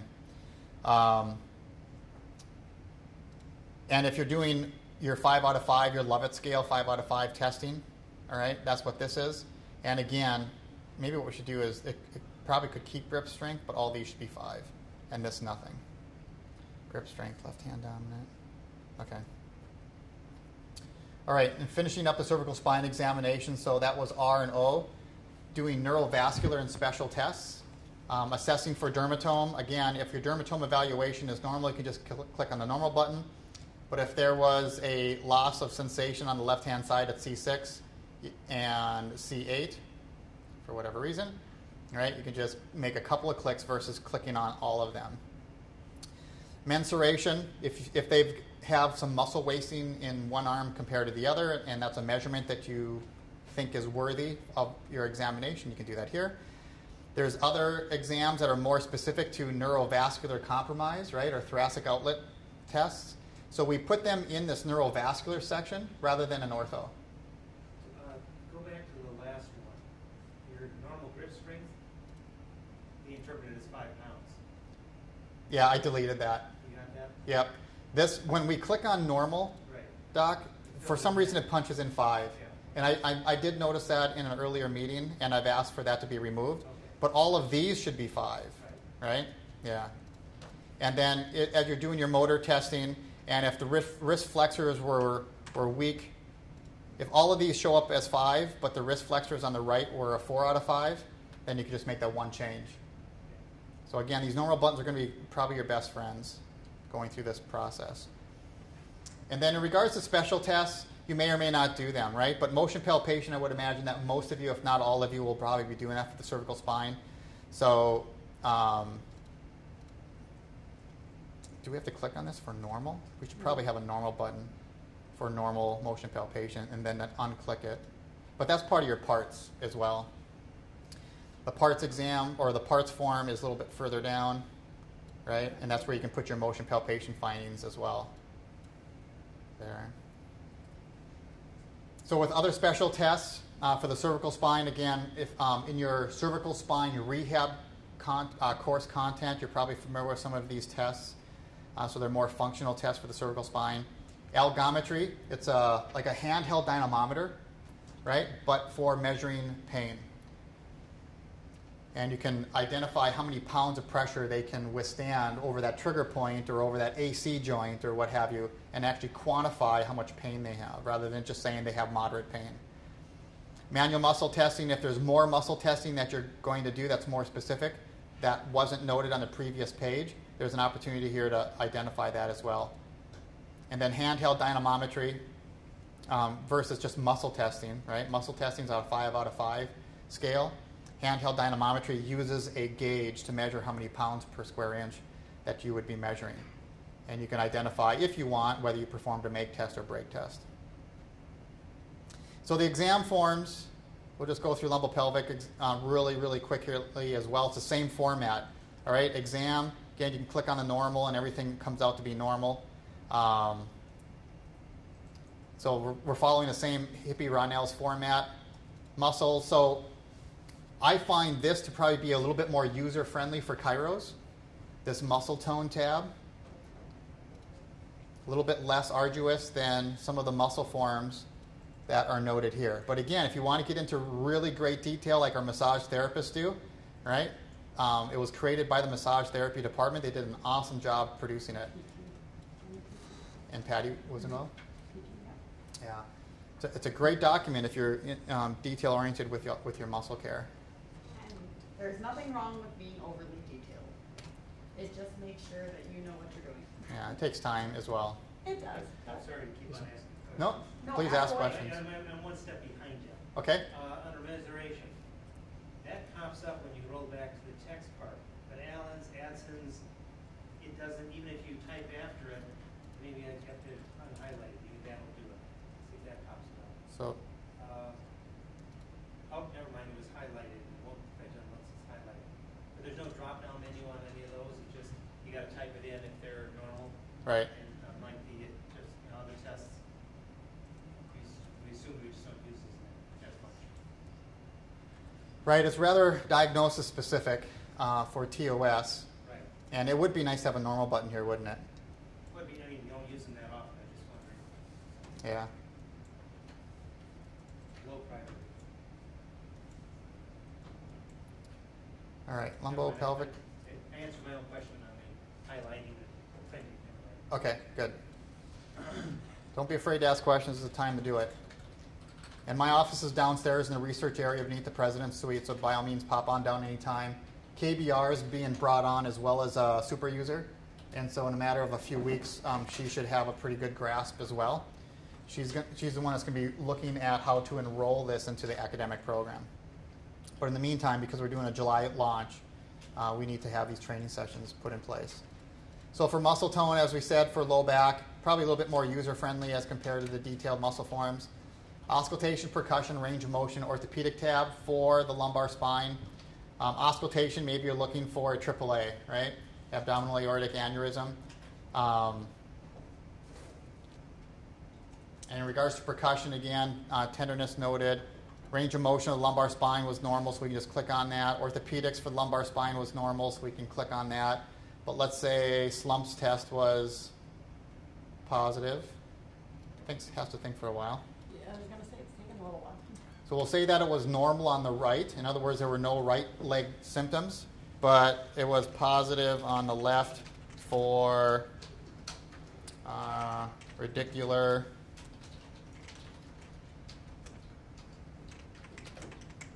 I got too many things in my way. Radicular symptoms to the great ray. How about that? Yeah, that's okay. Thanks. Okay, and then ortho continued. Again, everything comes up normal because we clicked on normal earlier, and you'll just unclick the ones that you didn't do. And this list of orthos, that might be a question you might ask, gosh, who came up with this list of orthos for the cervical spine and lumbar spine? It was born from two sources. One was directly from the National Board of Chiropractic Examiners. When I was teaching for National University, I was provided the curriculum for the extremities course, for example. And they gave me this ridiculous list of orthopedic tests I had to teach for the extremities. And I said, who created this list? And they said, it's from, what's that big, ungodly orthopedic textbook? Evans. It's straight from Evans. And I said, what makes Evans the book that we have to teach from? He said, the National Board of Chiropractic Examiners says that this is the book that they're testing from. And I said, seriously, they're testing all of these orthopedic tests. They want to make sure that our students know them all. Yes. So I didn't believe him. I didn't believe this individual that was telling me this. So I went straight to somebody who worked at the board for 8 years, just before coming to National University, and I showed him the list of tests, and of which half of them were absolutely bogus. There was no studies done on them to demonstrate sensitivity and specificity. And I won't bore you with some of the ones that are really ridiculous, but he said, no, they don't expect you to know the entire Evans book. But here's what they do know, and he started writing them out, and he goes, oh, good God, I'll just email you a list. So he sent me a list, and it was a rather confined list compared to what I was being asked to teach. And it was fantastic. It was very helpful. And then I brought that list here to Northwestern, and working with other faculty here, including Dr. Egebrecht and KBR, we came up with the list that the board exam, at least this one individual came up with, and some others that we felt had very good sensitivity and specificity for. And so that's where these tests come from. It's a rather short list comparatively to what you might see in Evans. All right. So that was ortho, and then on to neurovascular evaluation. Again, where's our normal button for that? Let's see if that pops up.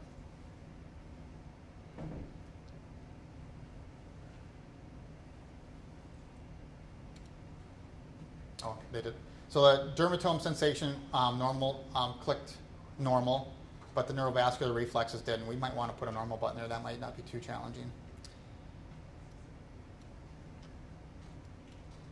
And then any other special tests that we might perform for the lumbopelvis area. For example, Sorensen's and Buring test, which is the Sorensen's test right here, for the ability to maintain lumbo neutral, right? Side bridge test, you probably learned these in PT 2 or 3, I believe.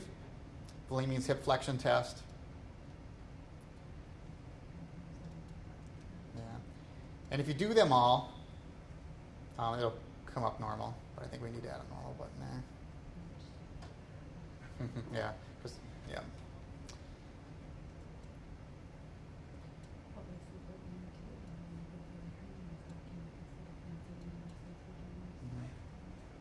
So the rest of these forms we've gone through, and you'll notice that as we go through different encounter types, you'll see a lot of familiar forms. Let's just quickly end this and take you through an auto, for example. Dr. E, you with me? Mm-hmm. I was looking at reordering some of these. Oh, okay, yeah. Yeah. Any of that input would be helpful. Yeah. So for Chiro Auto, you'll see that some of the questioning is quite different. The exam is pretty similar, right? As you can imagine. What's really different is really the historical part of it. So the treatment plan, again, if it's a new patient, you're not going to open up treatment plan right away. You will fill out outcome forms for whatever complaint they have, whether it's a neck injury and or low back injury. But what's going to be really unique of this entire list, and you see a lot of familiar forms on here, the unique one for auto accident is the auto history form. And so we want to identify the date of the accident, the time of the accident, time of day, number of vehicles involved. There's a little drop-down window for that. Where did the accident occur? Oftentimes I would have a patient draw a map as well of the intersection, right, and explain where the cars were and how they ended and where the damage was done. Visibility at the time of the accident. So, in other words, was it cloudy? Was it rainy? Was it hailing? Was it thick snow? Type of accident. Was it a head-on, broad collision, etc.? Description of accident. Were you pre-warned of the accident? In other words, somebody else in the car said, watch out, and you had an opportunity to brace, as compared to not bracing before the accident. So are you familiar with this type of questioning for auto accidents? It's a little bit different than what types of questions you might ask for any other individual non-traumatic case. Here's some interesting things as well. Were the hands on the steering wheel? Yes or no? Head and body position at the time of impact, right? So if they were looking left and they got rear-ended, what do you think might happen, right? The muscles on the right side of the cervical spine are going to be distracted and strained. Were you wearing glasses before the accident occurred, and were they still on your head after the accident? Why do you think that means anything? Feels like I'm teaching now rather than... And where were they in the car when you found them? That's right. So it gives you an idea of how much energy went into the car, and more importantly, how much energy went into you, right? If it was enough energy to knock the glasses off your head, and now they're lying in your trunk, there were some crazy things going on within the car itself, right? Were you wearing a hat? Same thing, right? Was there enough energy to knock the hat off? Were you wearing dentures? Holy smokes. All right, how much energy has to go into you in order to knock your dentures out? And then again, where were they found? have the Telephone, yeah. amount of damage to the car, or is that not one? There is, whether it was totaled or not. Let's just kind of go through here real quick here. So was the headrest appropriately positioned? Did the airbags go off? If there were airbags. Your vehicle was not moving, slowly moving, accelerating, etc. Were you applying the brakes at the time of the accident? Speed limit at the time of or on the road? Number of people in your car, state of consciousness following accident, ability to move following the accident, and ability to get out of the vehicle. Oh, there's another one here. Let's see. Seatbelt bruises, cuts, bruises immediately after the accident the patient felt. Later these are new. Here's here's some car part information, but does it say that it's total? Was the vehicle still drivable after the accident? Okay.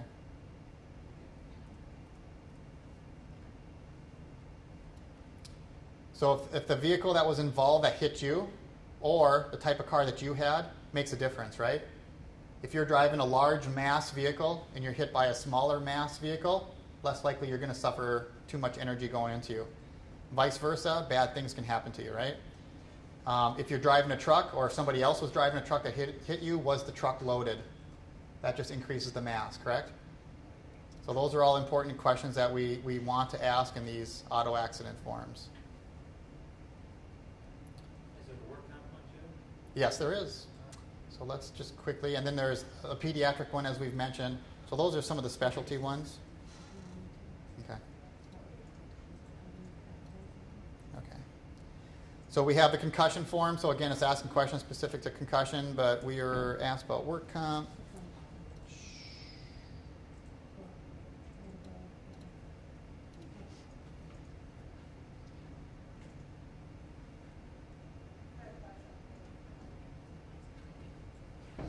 So again, all these forms pop up. So this is the encounter for workers' compensation. You'll see, again, a lot of familiar forms that we've already gone through. Really, the only unique one is this workers' compensation history. So again, we want to identify who the employer is and their address so that we can communicate with them and make sure that the supervisor is aware that there was a work injury, right? So we want this information from the patient, what their occupation is, a description of their duties, last day at work, the report of the injury was reported to, did they report it to the supervisor or somebody else? Was there lost time at work? And work task modifications. So pretty simple form, specific to working only. That's why we still have, though, the HPI, which is more of your general history form. We still want to open that up as well and get that information. For concussion, oops, cancel, there we go. I wasn't reading, I was just clicking.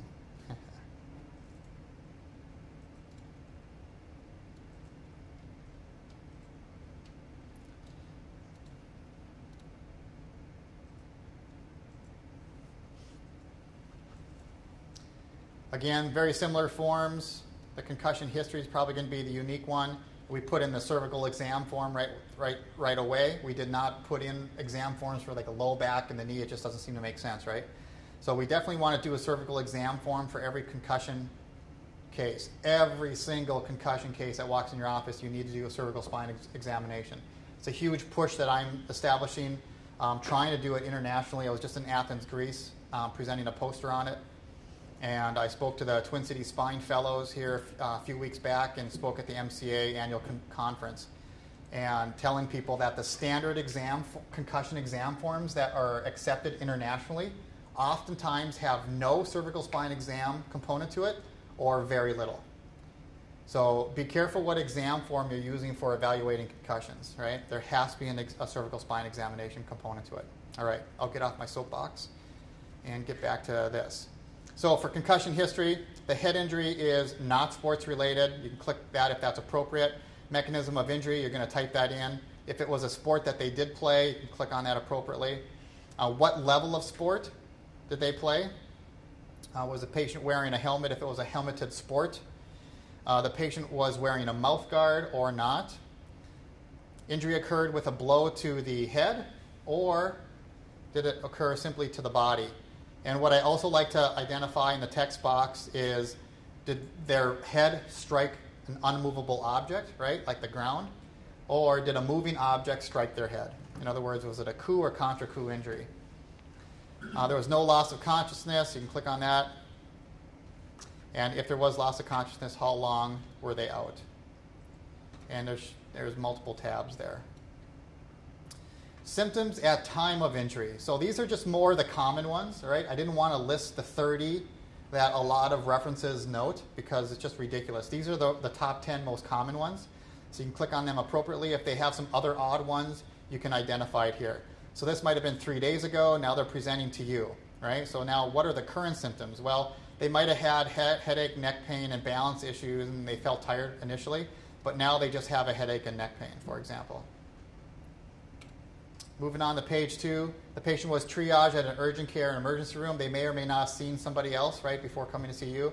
If so, where did they go, just so that we can grab those records, and whether there was any treatment there for concussion. And we know that there really isn't much treatment for concussion. But they might have maybe they suggested, hopefully not, some sort of pain reliever, right? As the patient attended school since the injury. Nowadays, for managing concussion with somebody with symptoms, headache, nausea, dizziness, etc., we do not send them back to school. We keep them from school. And if they did go back to school, and where I came from in Fargo, we had one soccer player she had suffered 6 concussions in 2 years, and she was on her 4th concussion in the current year. She wasn't being managed by my office. She was being managed by a medical group in town. That's bad news. That is a bad deal. And she was still going to school. She was still participating in music, et cetera, et cetera. She should have been pulled from that and not allowed to do anything. What were the grades prior to injury and after the injury? Has the patient taken computerized testing? So that's like our impact testing. If you've helped out with our concussion assessments at all, you'll have a really good idea of what we do for concussion testing. If you haven't helped with the concussion testing, we've got some coming up later this summer. Volunteers, great experience for you to know what we're testing. We can also check with if it's a student sport for high school or junior high or whatever. Yep, that was on this page. Yeah, up there though, most schools require baseline testing for concussions prior to sports. So that would be something too if they're in high school or whatever to document that baseline testing was provided at high school because they have to keep those on file. So they may have a baseline testing already ran that they can request. Yep, and the concussion testing we do here are baseline tests. And we're doing about 1,000 a year for various different sporting groups. So if they did have a computerized test, where was it done? Who should they contact so we can get that baseline test? This is the patient's first concussion, yes or no. Have you been hospitalized for the head injury? Any medical imaging for the head injury? We know that if it's a concussion, there's no imaging positive findings. In fact, there is no pathognomonic diagnosis test for concussion. We don't even have an EIP definition of what a concussion is. So we're at a time right now where media has hyped up concussion big time, and our science isn't keeping up with all the media hype.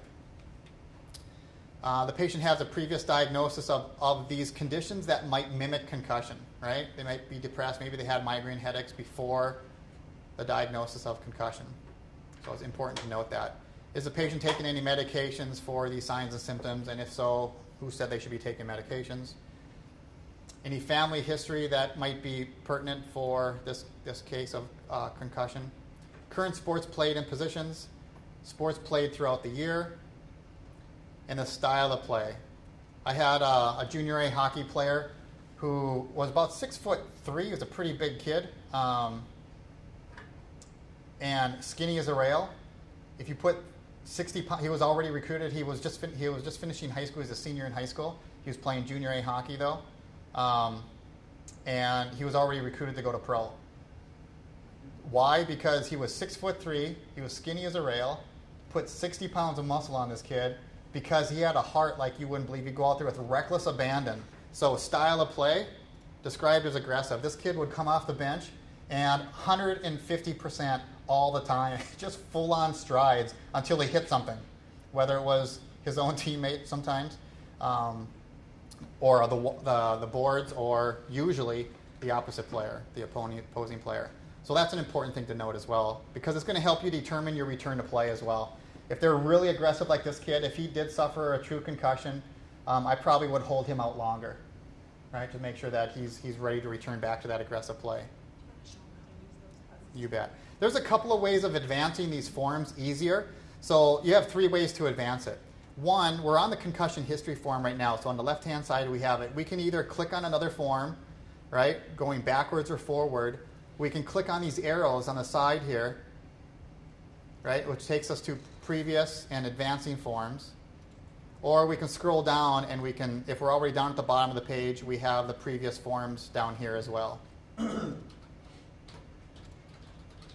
it's just a navigation thing. So that's concussion history.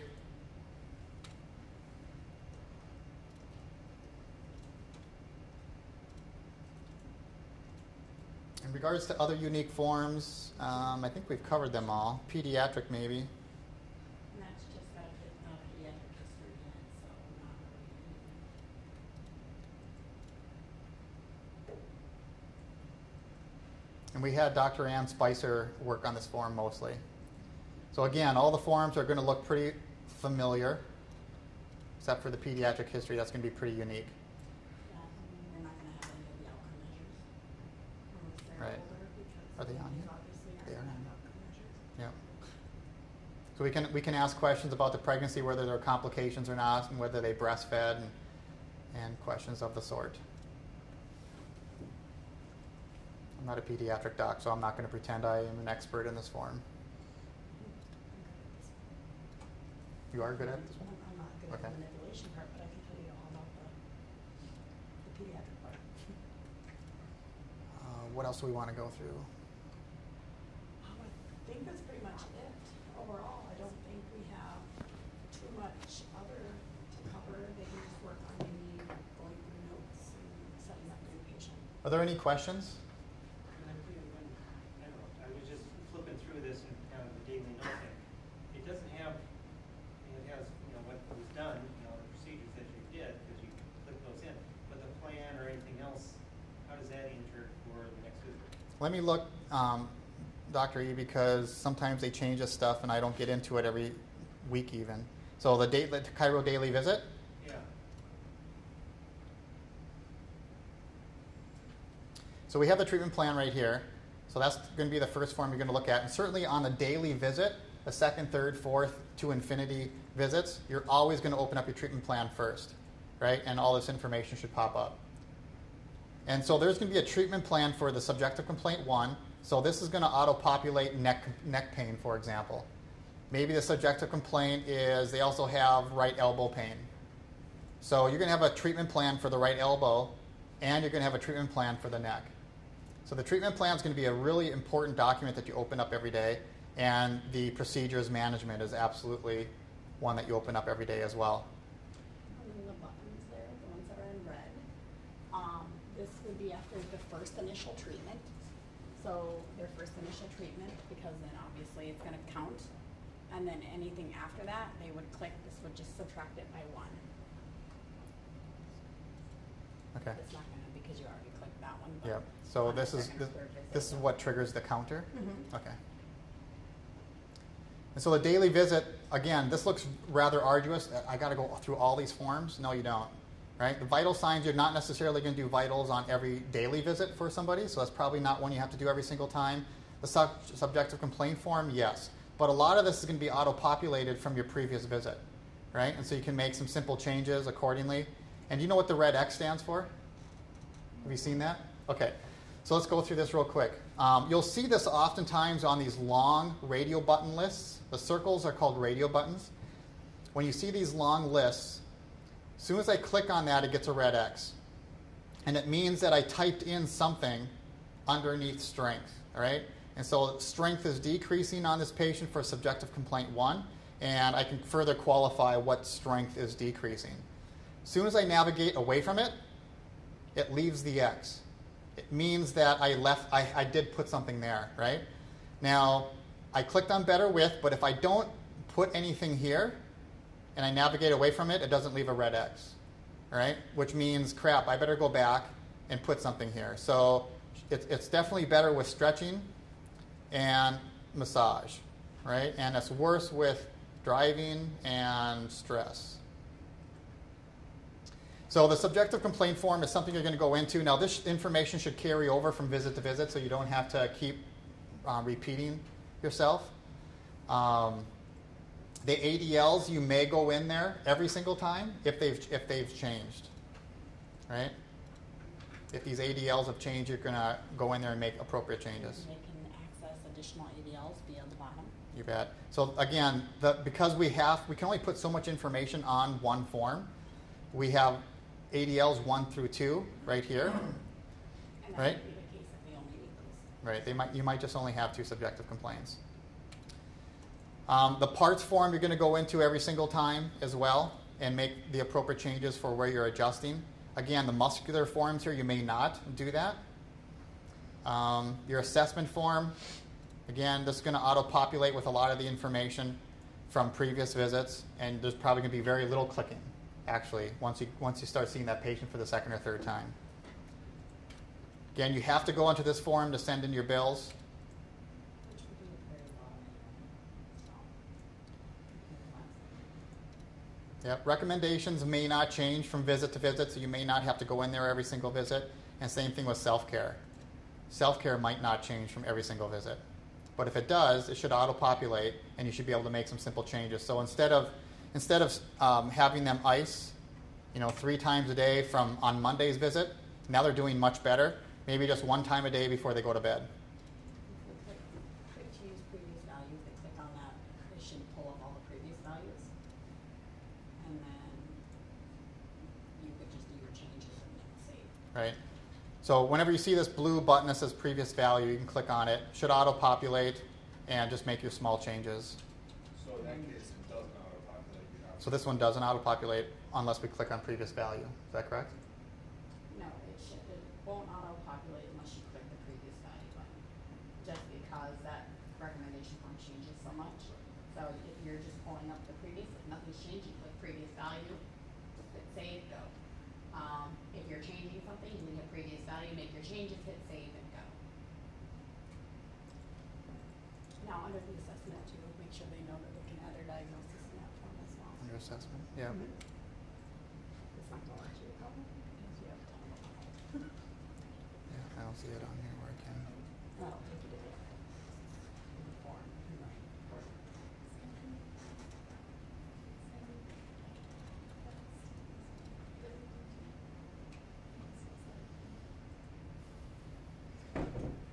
All right, what are we doing? 4 o'clock?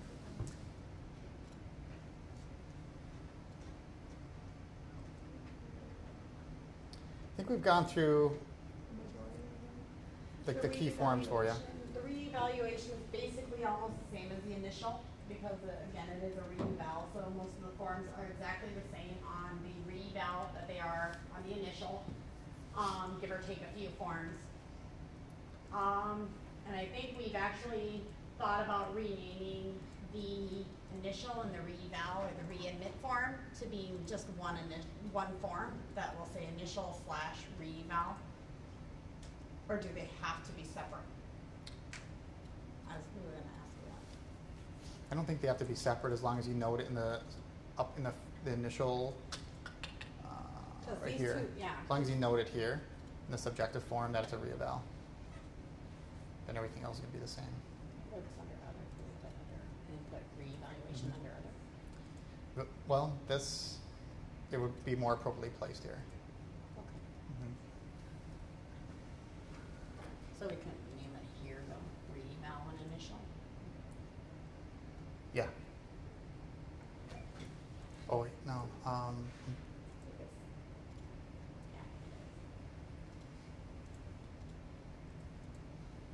then with the new doc, we have for the visits, we have the Mhm. initial visit. Yep. And then we were gonna put slash Yeah. re-eval I think we could do that. because it's the same visit. Yep. I mean, it's exactly the same thing, I just have one. Any questions? Not any more questions? fairly user-friendly, I think. It's just, it looks arduous until you start getting into it.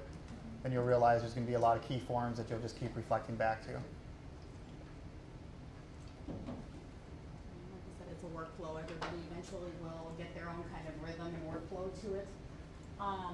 The other thing too, I kind of wanted just to quickly touch base with everything is on the end of it here, going towards the end of where we're at, you have the options. Meaningful use requires us to offer our patients a chart summary. If you go under print and you were to click print, it's going to pull up your option for print topics. If you click on, let me find it here for a second. Okay, under clinical lists, there are different things, allergies and directives, chart summary, clinical list reports, complete charts, things like that. If you click on chart summary and you were to hit, I don't know if it'll preview it. Okay, cool. Last time I tried to do this, it didn't work. So this would give you a chart summary, which gives you the patient information.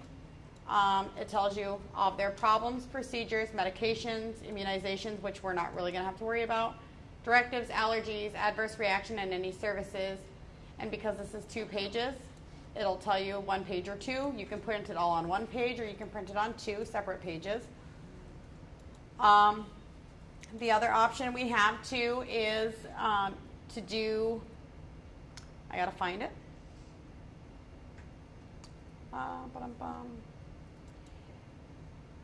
You can do a complete chart, and given an option here, it says print attached images. We wouldn't need to do that, and then it says suppress printing of confidential documents.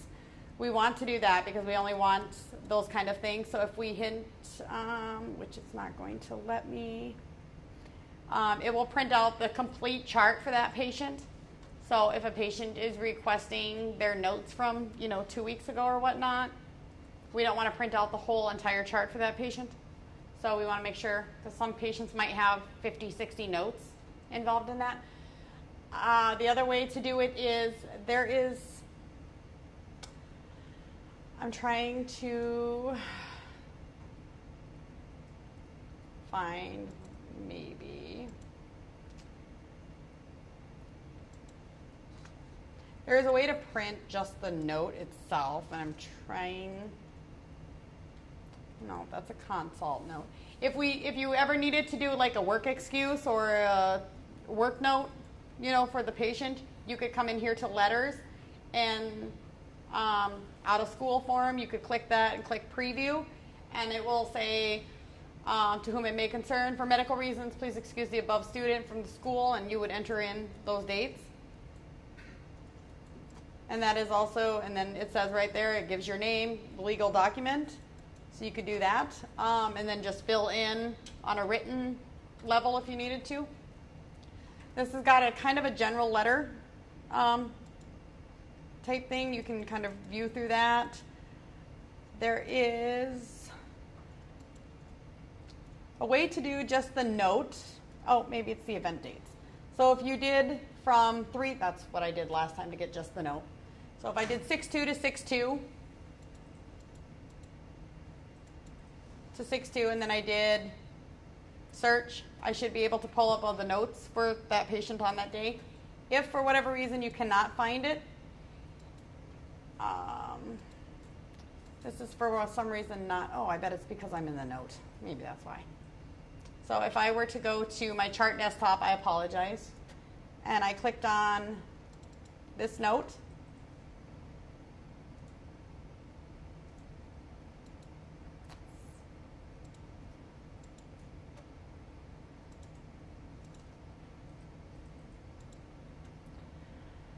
okay, let's try this again. Sometimes it will not let you print the notes if they're open. So it's kind of one of those things. This is not what I wanted. Okay. There is a way to print the note, and I think it's just because I'm actually in the note and they're all open, and it's not letting me do this.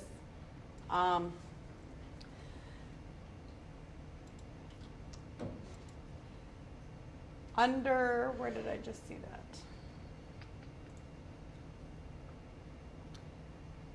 There are a couple of things that we could go over as well. One of the things is quick text. When you have the option to quick text, you can do small little things to help yourself complete a note faster. So you have the option to do,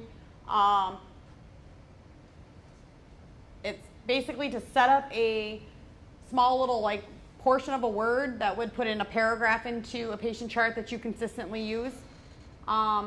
So for instance, if a good way to kind of explain it, I'm going to open a phone note here real quick. Just ignore me. So if I entered in, like, for instance, one of the quick text options is .sign. So if I hit .sign and then I hit enter, it automatically signs my name. So that is a global quick text that is available through the entire system. There is options to view those. So if I did .tid, which is 3 times a day, and you can use these in any of the forms as well. So like your instructions, when it says, you know, how many times a week or whatever, you could put dot. So if you did .tid and hit enter, take one by mouth 3 times daily. The nice thing about this is you can change these to be what you want. So these are macros. Huh? They're just macros, but they're not permanent, so we can alter them? Yes, we have, so the global list is non-alterable. So that is through the system itself.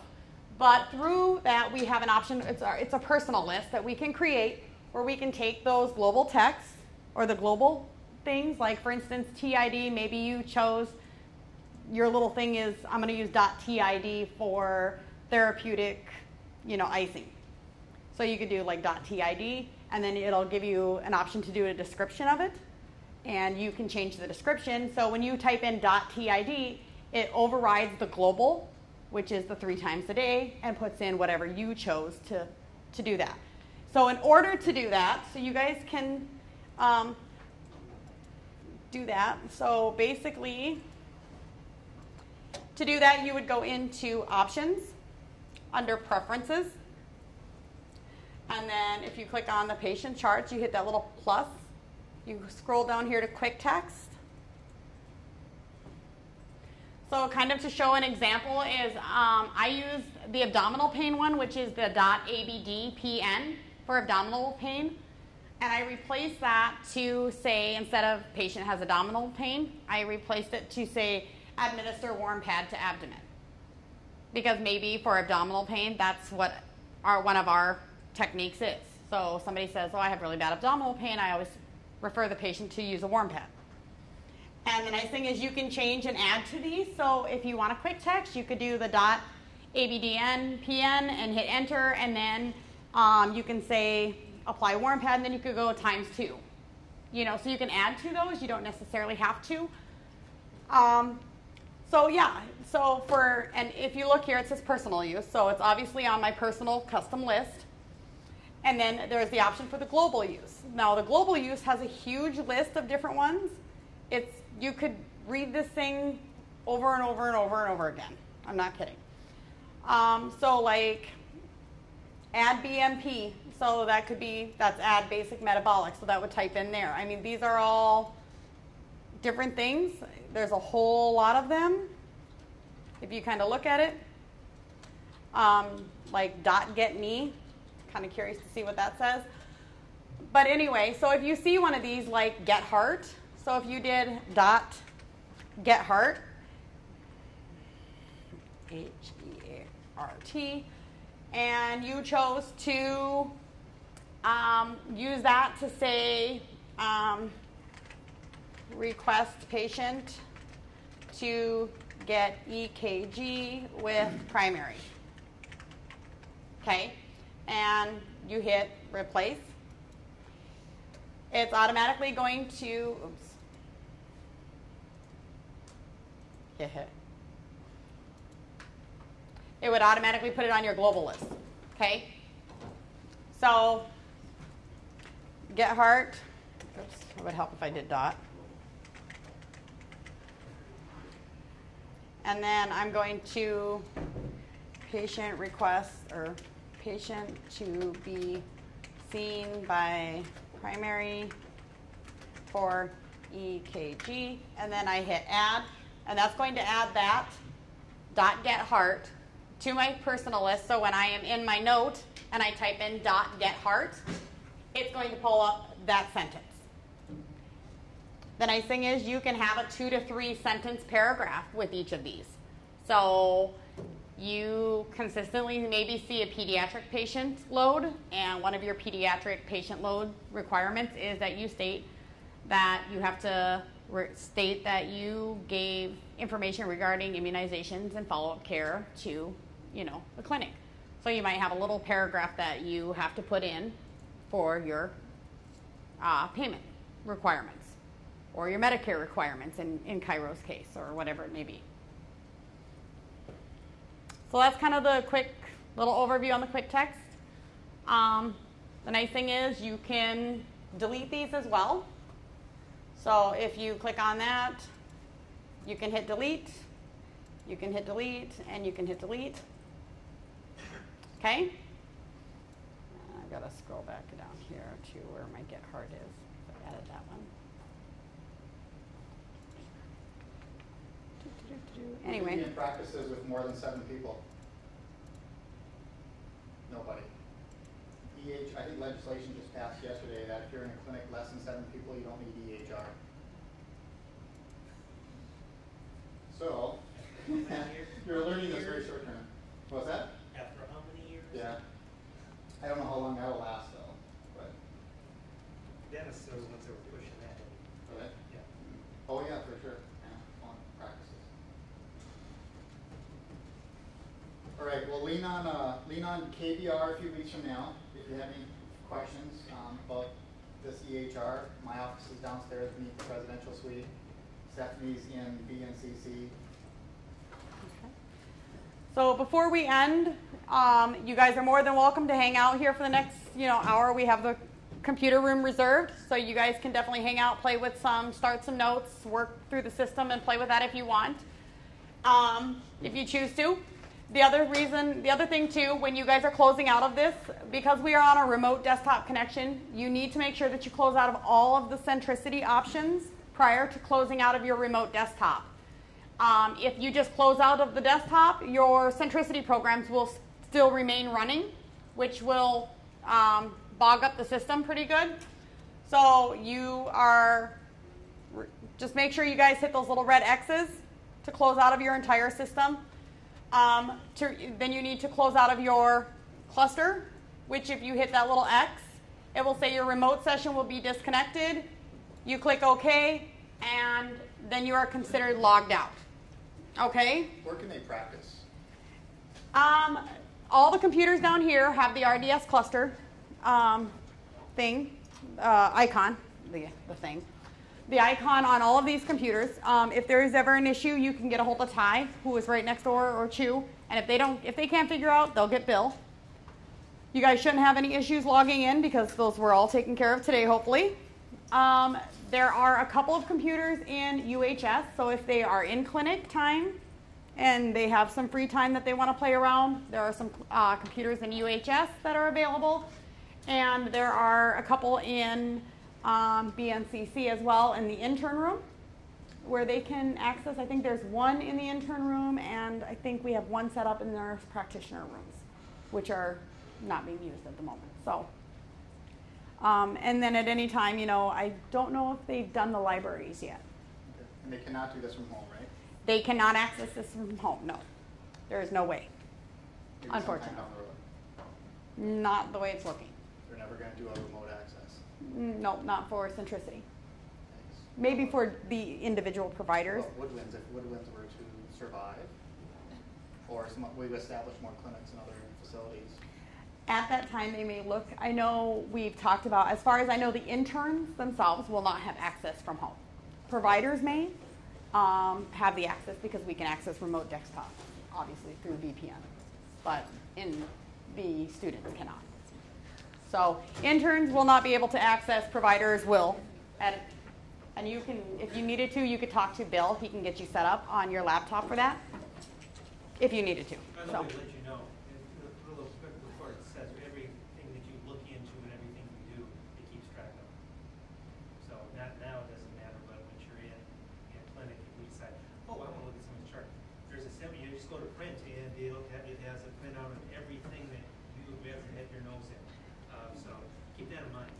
The other thing too with the centricity system, here's another thing, is we, like he was saying, can run reports. We can run user reports on every person that's logged into Centricity. If they have a user to Centricity, we can run a report on you. It will tell us exactly whose chart, what time, what day, down to the exact minute and how long you were in that chart. So if, note to self, if something doesn't look right, they're probably going to hunt you down on the audit and find you somehow, some way. So just, you know, keep your nose clean. I broke